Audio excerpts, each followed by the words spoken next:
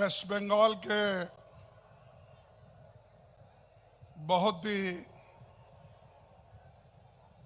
लोकप्रिय नेता श्री ममता बनर्जी और मंच पे बैठे हुए सभी सीनियर लीडर्स और हर पार्टी के नेतागण, यहाँ पर पधारे हुए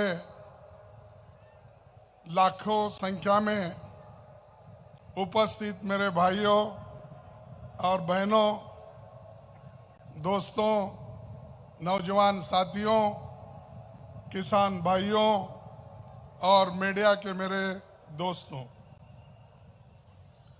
मैं ज़्यादा वक्त आपका नहीं लेना चाहता हूं।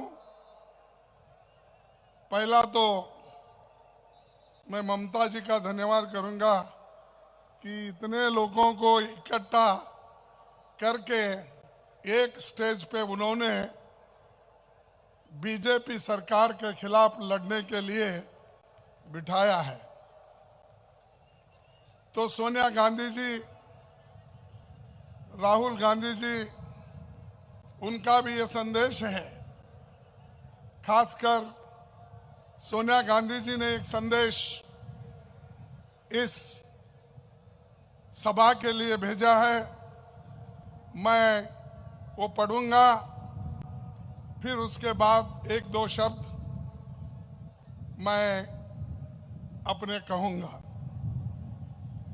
As envelope crisis looms from our farmers to our borders, the youth are jobless, rice and jute farmers are in distress, and fishermen are in deep loss. The country at large is under immense strain. Economically, our citizens have been squeezed. Politically, our institutions have been undermined. And socially, our pluralistic fabric stands vitiated. The upcoming Lok Sabha elections will not be an ordinary one. This will be an election to restore the nation's faith in democracy, defend our secular ethos and our heritage, and defeat the forces that are trying to sabotage the Constitution of India. This rally marks an important attempt to galvanize leaders across the political spectrum to fight the arrogant and divisive Modi government. I wish it all the success, and this is the message given by Srimati Sonia Gandhi ji on behalf of All India Congress Committee. तो भाइयों, मैं आपको इतना ही बताना चाहता हूं कि इस देश में लोकतंत्र को बचाना है, संविधान को बचाना है, सेक्युलर उसूलों को अगर हिफाजत करना है तो हम सबको एक होकर लड़ना है। अब जब तक हम एक नहीं हो गए तो ये मोदी और शाह ऐसे ही करते रहेंगे और हम सब देखते रहेंगे। तो इसीलिए मैं अपील करता हूं, हम सब एक होकर इस लोकतंत्र को बचाने के लिए, संविधान को बचाने के लिए, जो डॉक्टर बाबा साहब अंबेडकर ने सभी के लिए, सब समाज के लिए, सब धर्म के लिए, सब भाषाओं के लिए, सब प्रांत के लिए उन्होंने सोच समझकर इस देश को एकता के साथ रखने के लिए जो काम किया, आज मोदी जी उसको तोड़-फोड़ कर रहे हैं। उनका काम ही है समाज तोड़ो, धर्म में लड़ाई लगाओ, इधर एक तरफ तो ये काम कर रहे हैं, दूसरी तरफ इतने बड़े घोटाले उनके जमाने में हो रहे हैं। लोगों को तो बोलते हैं कि मैं न खाऊंगा न खाने दूंगा। अरे भाई, ये स्लोगन तो बोल रहे हैं आप, लेकिन आप कर रहे क्या? आप खा रहे नहीं, लेकिन अदानी अंबानी ऐसे लोगों को खिला रहे हो, कॉरपोरेट कंपनीज को खिला रहे हो। एक राफेल घोटाले में 30,000 करोड़ का मुनाफा अनिल अंबानी को करके देने का इनका इरादा इन्होंने बताया। आप पढ़े होंगे, हिंदू में आया है, आपके टेलीग्राफ पेपर में भी फ्रंट पेज में आया है। इससे यही दर्शाता है कि अपने दोस्तों को, कॉरपोरेट कंपनियों को वो मुनाफा करके दे रहे हैं।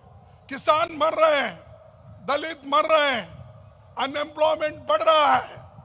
जैसा कि अभी केजरीवाल ने कहा, मैं थोड़ा सा दुरुस्ती करता हूं उसमें।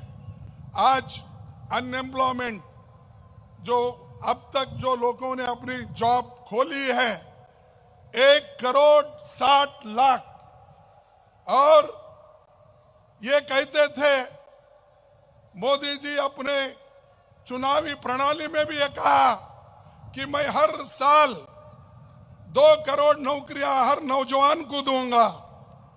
कहां है भाई 2 करोड़ नौकरियां? अब 4 साल 8 महीने हो गए, कम से कम 9 करोड़ 50 लाख नौकरियां देना था।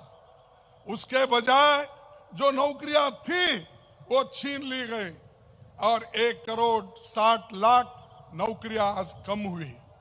किसान सुसाइड कर ले, सभी लोग बर्बाद हो रहे हैं, लेकिन इन्हों उधर ध्यान नहीं दे रहे। उनका ध्यान सिर्फ फिर 2019 में किस ढंग से पावर में आना ये सोच रहे हैं।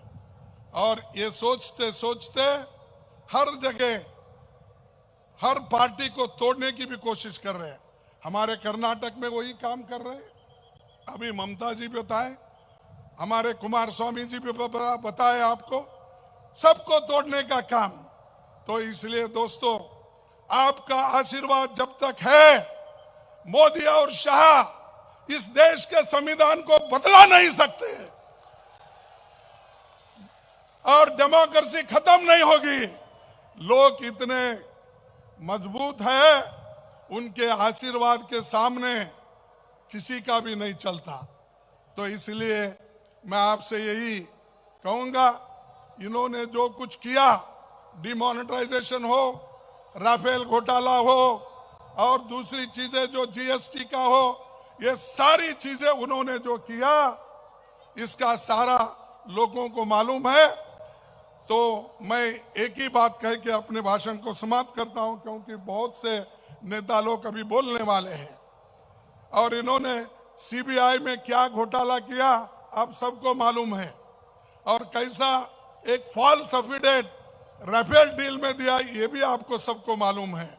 तो फिर 24 तारीख को हमारी मीटिंग है, खैर वहां पर हम बात करेंगे। लेकिन आखिरी बात मैं यही कहूंगा, जमहूरियत को बचाने के लिए, संविधान को बचाने के लिए, सेक्युलर उसूलों को बचाने के लिए हम सब एक होकर लड़ना चाहिए। और ये तो कठिन काम तो नहीं है, फिर भी मैं ये कहूंगा, मंजिल बहुत दूर है, मंजिल बहुत दूर है, रास्ता बड़ा कठिन है, फिर भी हमें पहुंचना है। दिल मिले या न मिले, कम से कम हाथ मिलाते चलो। ये कहकर मेरे भाषण को समाप्त करता हूं। जय हिंद। आप देख रहे हैं we love Baba Saheb. Channel को सब्सक्राइब करना और घंटी बजाना ना भूलिए।